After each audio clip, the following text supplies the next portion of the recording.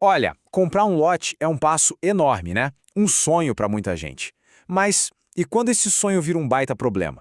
Hoje, a gente vai entender direitinho o que dá para fazer para cancelar essa compra e, o mais importante, garantir os direitos de quem comprou. É uma situação bem mais comum do que se pensa e os detalhes, eles fazem toda a diferença. Vamos lá. Pensa só na cena. O dinheiro foi investido ali, naquele lote, com a promessa de uma casa ou de um bom negócio. Mas aí os meses passam, às vezes anos, e nada. O terreno está lá, do mesmo jeito, sem nenhuma obra de infraestrutura. A frustração é gigantesca, né? É exatamente desse ponto de partida que a nossa análise de hoje começa. Certo, então vamos para a nossa primeira parte, entender o problema do loteamento. Para a gente saber quais são os direitos, primeiro a gente precisa alinhar o básico. O que exatamente foi comprado? E mais importante ainda, o que a construtora era obrigada por lei a entregar?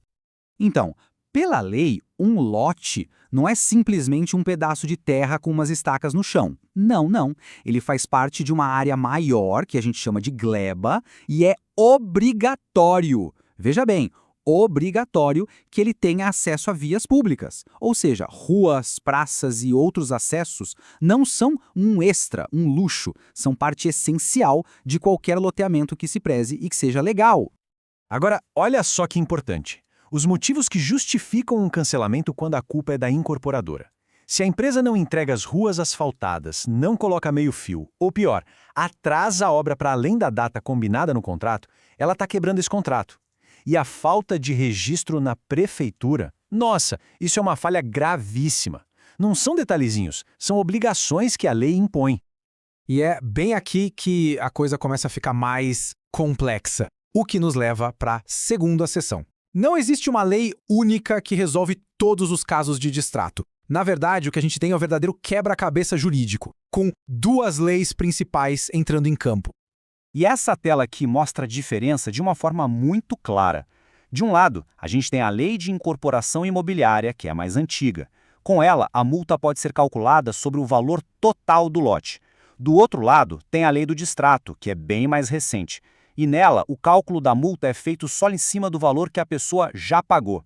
A diferença no bolso, como dá para imaginar, é absurda.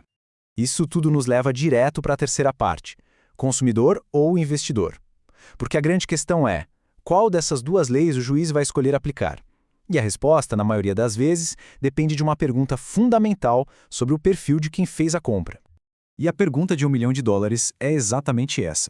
A compra daquele lote foi para construir a casa da família ou foi pensando em gerar uma renda, em fazer um negócio? A intenção por trás da compra é o que vai definir o perfil legal, e essa definição muda completamente o jogo. Bom, o perfil de consumidor é o mais comum. É aquela pessoa que compra um lote, ou até mais de um, pensando em moradia. Imagina alguém que compra um lote para si, outro para a mãe e um terceiro para um filho. Mesmo sendo vários lotes, o objetivo final é residencial, é familiar. Isso caracteriza a pessoa como consumidora. Agora, o investidor já é diferente. É quem compra os lotes com um objetivo comercial bem claro. Construir para alugar, construir para vender, ou até mesmo só esperar o lote valorizar para revender depois. Essa intenção de ter lucro com o imóvel tira a pessoa da categoria de consumidor final. E aqui a gente fecha o raciocínio. A jurisprudência, ou seja, a tendência das decisões dos juízes, é muito clara. Eles são bem mais inclinados a aplicar a lei do distrato, que, como a gente viu, é bem mais vantajosa para o comprador, quando essa pessoa se encaixa no perfil de consumidor. Ok, agora que a gente já entendeu as leis e os perfis, vamos para a nossa quarta parte. Vamos ver como isso tudo funciona na prática, analisando os dois principais cenários que levam à quebra de um contrato. O primeiro cenário é o mais direto. A incorporadora simplesmente falhou, atrasou a obra, não fez as ruas, não entregou o que estava prometido. Aqui não tem discussão.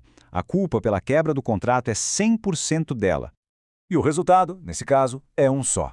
A justiça entende que o comprador tem o direito de receber de volta cada centavo que pagou, tudo com correção monetária. É a chamada restituição integral. A lógica é bem simples. Quem causou o problema não pode, de jeito nenhum, lucrar com ele. Certo. Agora vamos para o segundo cenário, que é um pouco mais delicado. A incorporadora está fazendo tudo certinho, a obra está andando, mas é o comprador que, por algum motivo pessoal, decide que não quer ou não pode mais continuar com o negócio. O que acontece aí? Essa tabela aqui resume a situação perfeitamente. Se quem desiste é um consumidor, a tendência forte é aplicar a lei do distrato. A multa vai ser calculada sobre os valores que já foram pagos.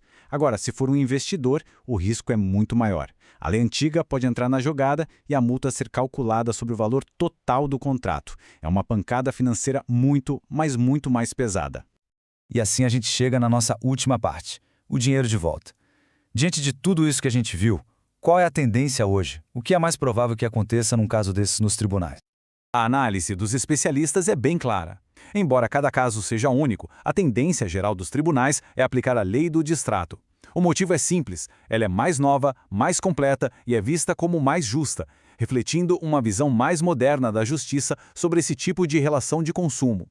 No fim das contas, entender todo esse cenário, a diferença entre as leis, a importância de saber se o perfil é de consumidor ou investidor, dá poder a quem compra. Ter essa informação é o passo mais crucial. A pergunta que fica no ar é: na hora de fechar um negócio desses, a pessoa está agindo como consumidora ou como investidora? A resposta para essa pergunta pode valer literalmente muito dinheiro.